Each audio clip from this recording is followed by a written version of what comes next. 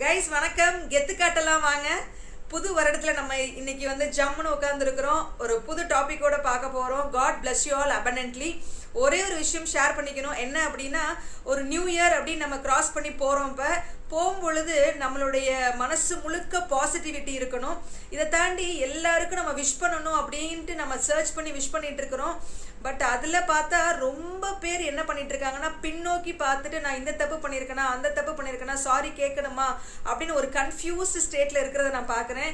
அப்படியே சாரி கேட்கணும் அப்படின்னு தோணுனா கூட அது அதுவாகவே நமக்கு தோணுமே தவிர்த்து ரொம்ப திங்க் பண்ணி கன்ஃபியூஸ் ஆகிற அளவுக்குலாம் பண்ணிக்க வேணாங்க. ஒரு வருஷத்தை தாண்டி இன்னொரு வருஷம் நம்ம ஜம்முன்னு இப்படி உட்காந்துருக்குறோம்.